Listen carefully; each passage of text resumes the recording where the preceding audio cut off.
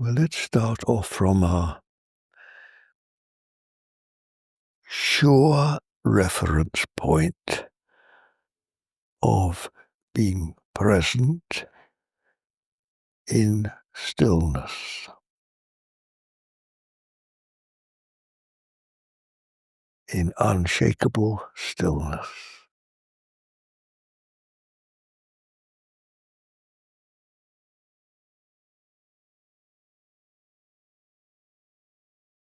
With the tendency of our tongues to always run off very often into some sort of foolishness, I personally find it very, very helpful to, well, as I just said, that this stillness is one of the few things we can be sure of in life, isn't it?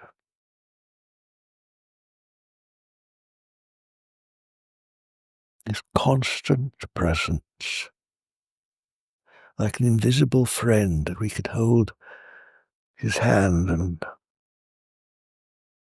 immediately we're confident and on sure ground.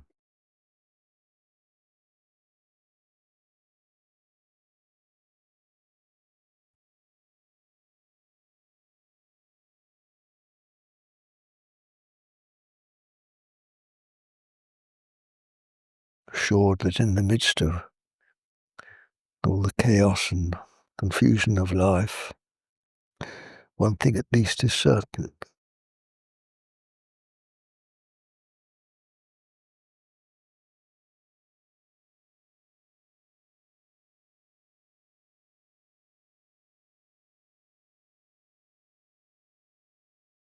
Whether or not you relate this to the words of Jesus, I am with you always, and God being ever present, well, why not? Because it's for real, isn't it? Well, if it's, we can experience it, isn't it? It's not just an idea, it's for real.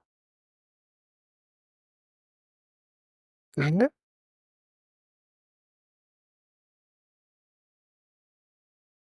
Well, I can hear it, can't you, if you listen beyond the sound?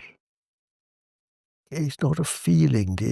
Feelings, thoughts, feelings, and sensations are not it. These all belong to what's called a discursive mind. You've got to go beyond that. Into the stars, dear. We were talking about them yesterday. You know all about stars? Well, this starlight is here, isn't it? This inner starlight. It's not a concept. It's not a thought. It's not a feeling. It's. Look what fills this room. There's emptiness. What is this emptiness in the room? It fills the man to blame. If it wasn't for him, I'd still be a little unseen mouse in the church. Unseen, unknown. We're so tempted to imitate and try to sort of almost steal other people's experience, that we want to experience the same thing, but see, each of us will have our own unique revelation. But we can be encouraged by reading other people's experience. I think this is the great thing. We can be, yes, I think that's the exact word, encouraged by reading of. Perhaps also when you read of the difficulties of other people's lives, what they've had to struggle with, their depressions, their unhappiness, their loneliness, their loves, their all this. And when I was younger, I might have been a bit embarrassed to publish some of what I've published now, but somehow in old age it doesn't seem to matter so much. And the next book that I'll probably publish next year will be a long book of love letters, which again reveals more of my heart than I would have cared to reveal years ago, but now, what the hell, it doesn't seem to matter too much. Other people also have hearts, don't they? Suffer like I did, lost love. God, we all go through it, my dears. Again, we always want to project, you see, our human identity into the infinite, don't we?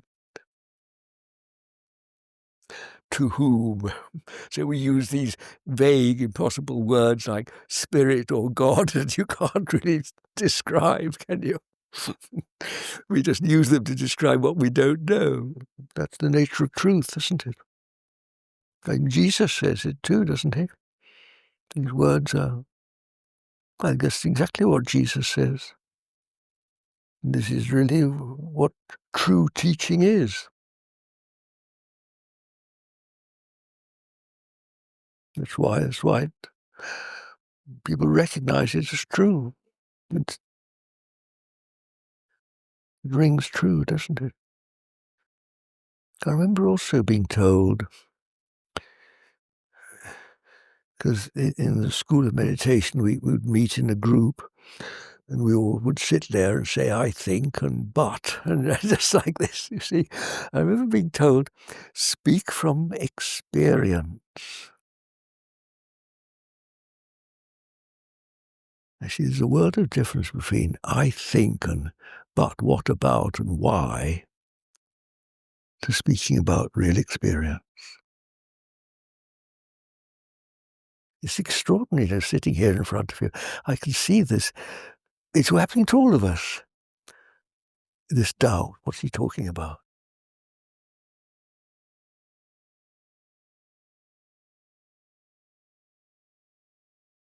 See, we need to put it into practice.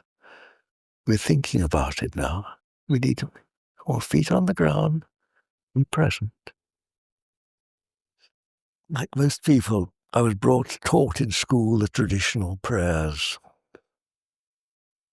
Well, the prayers I could understand were, God bless Mummy and Daddy and our dog was called Sammy. Yes, as a little boy kneeling by his bed at night, I could say those words and be comforted. That made sense to me. I didn't try to reason it out, but just those words were comforting.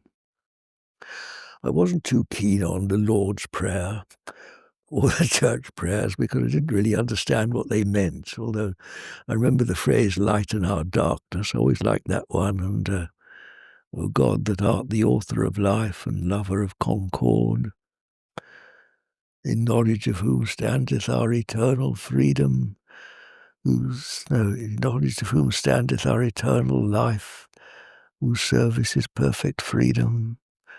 Yes, I loved that. But all this stuff about defending us from our enemies, I didn't really understand. It didn't seem very real to me then. And then when I started to meditate, I suddenly thought, wow, this is prayer. For a long time, I wasn't really able to substantiate it. I just had a sort of gut feeling that meditation and prayer were somehow the same thing. But it wasn't for a long time until I became confident enough to speak of meditation really as a higher form of prayer. You see, we start off by addressing an entity which we call God, somehow out there, somehow other than ourselves. And we ask for favors, ask him to help us, to come to us, defend us. In meditation, we gradually come to realize that this, again, this word God comes in, but I don't really like to use it, but this sense of presence is with us. It's actually something with us all the time. We don't have to ask it for anything because it already is the operative force in creation.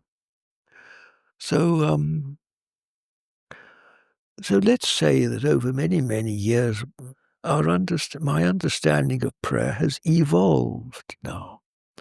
so that I no longer sort of feel any necessity to address petitions to an entity outside of myself, but rather rest in the presence, knowing that this infinite benevolence is operative in the world if only I allow it, and that the only impediment to this infinite benevolence is the me that gets in the way.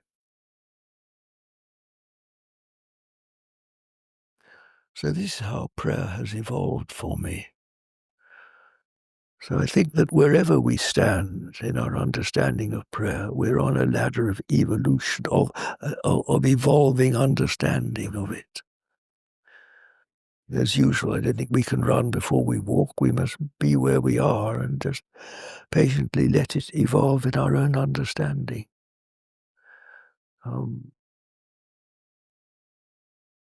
See, the goodness that we associate with God from the beginning is certainly, as we can feel it once again, if we connect with presence, without trying to define it too much, the one thing we can be quite sure of is that it is not threatening or in any way unkind. It is infinitely comforting, isn't it? Infinitely good.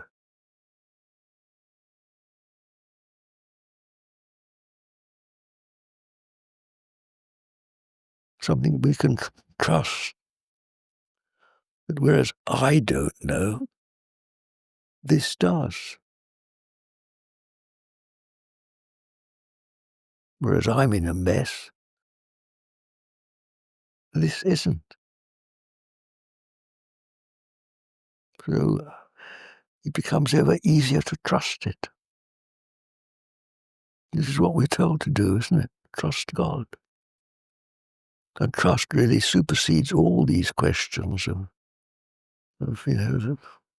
we find so we can't answer. So, well, that's where we start from, isn't it, Bodhi? From a little separate me, hoping to get some sort of help. Well, that's how we start the journey. At the back of this book, I write these words. You can see me, I was a young farmer then, tall and strong, and absolutely loved my land, loved my animals, loved the land, and was deeply pained by what I saw then as man's misuse of the land, which has now become a worldwide ecological movement. I wrote these words: how can I best serve the world I love? Because then I thought mostly of planting trees and picking up fag ends and doing things like that. Plastic. And then the answer led me deeper into prayer. And this is why I like to think that I'm still a farmer, but that the farm has expanded beyond the physical fields, you see, it's become universal, the whole realm of human need. And this is why, as I was trying to explain to you yesterday on our walk, how we start off with what's in it for me. It all starts with me, doesn't it? The question is, how does it affect me? How can I understand it? How can I get better? And we gradually grow and grow and grow until it becomes a universal. So now this accessing of the infinite is for the infinite goodness to flow. The less of me, the more this infinite goodness can flow.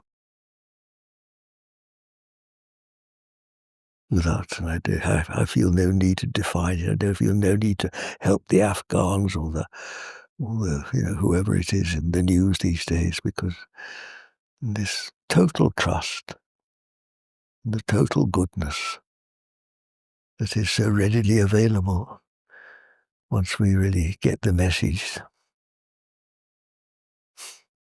And this is prayer. This is what it's all about. The wages of sin, that is turning away from God, is death. So the fact that we die, you see, is the greatest possible blessing of God. This is the way that this disease, humanity is really a sort of a disease. We have fallen into corruption. And so we get ill and so we die.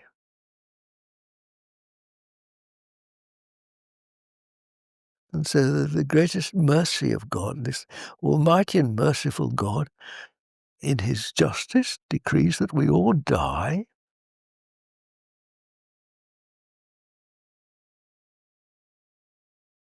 And hopefully, maybe some souls at least will be saved through the salvation of the soul being that immortal part of us that wants to go home. But I look at nature, I look how nature recycles, things go from one year to the next, how our thoughts progress from one day to the other. It's fairly obvious, isn't it, that there's a recycling effect going on. So why should this life be all there is? I'm totally sure that after this preparatory life, it's like it's sort of infant school, this life. I feel I might, with a bit of luck, I might graduate into the high school now. What happens after that, God knows, I don't.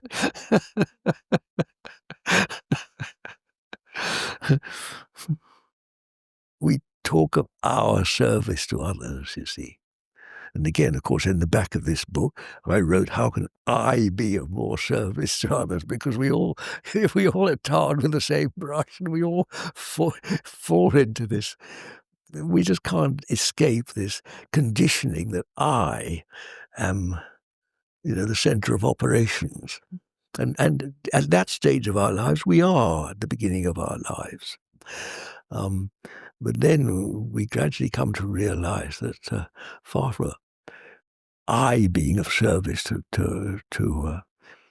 the world, I am the first of sinners. And it's as I move out of the scene, you see, that the pure sunlight can descend. Just look, my dear, the sun isn't shining very much, but there's a bit of a shadow. Look, you can see that if I hold up my hand like that, it casts a shadow. Look, if I stand up, you can see on the floor, can't you? There's a faint shadow there. So you see, I am a block to the light. So if I want to bring light into the world, what do? Can I bring the light into the world? All I can do is step aside, can't I? And then the light flows in. Got it? See? That's why less of me is the more of God.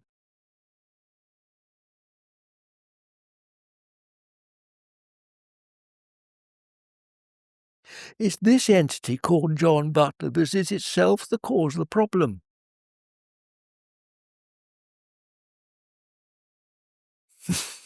And your faces have this worried look on them again. Yes, if I've been of any use to you whatsoever in this last couple of days, it's to indicate to you the availability of this. No, I don't like being called a teacher or enlightened or any of these things. No. That's not my scene.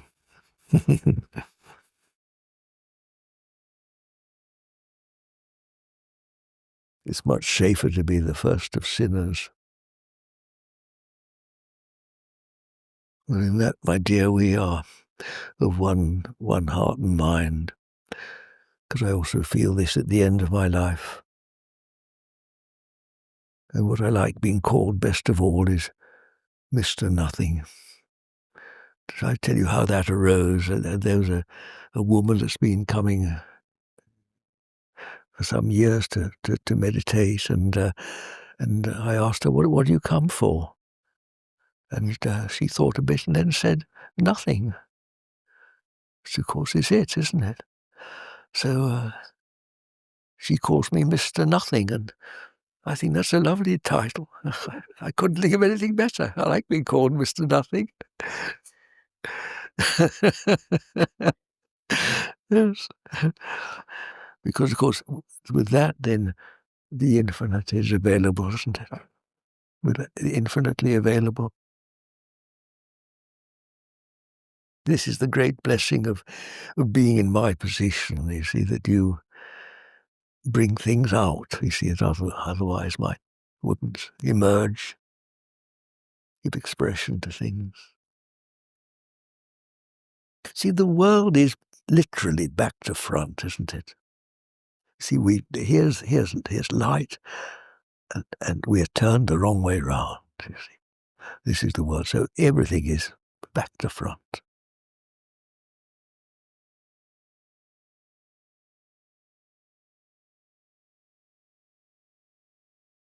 Yes, it's absolutely bizarre, isn't it? The way we don't prepare. We sort of pretend we can procrastinate the hour of death, to go to vast expense to prolong the lives of all these millions of poor old people locked up in their homes, losing their minds, instead of preparing intelligently for death.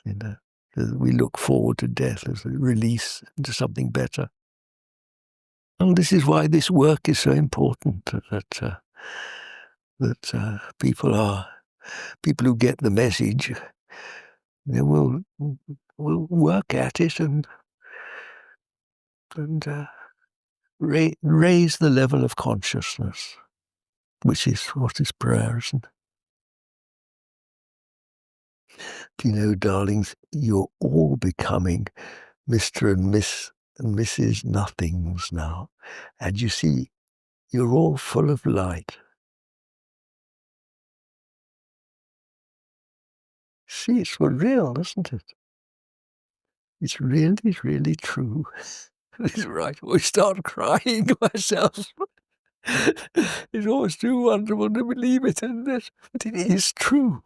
It's for real.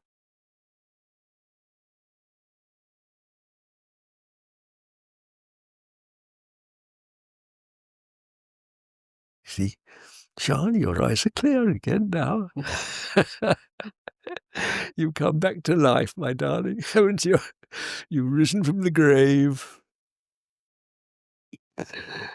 And you, Carolyn, your eyes are shining, my dear.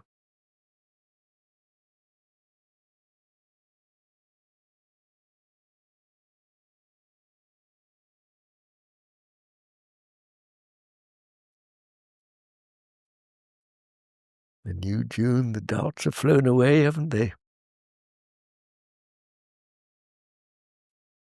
And you too, Duffrig, you're glowing, aren't you?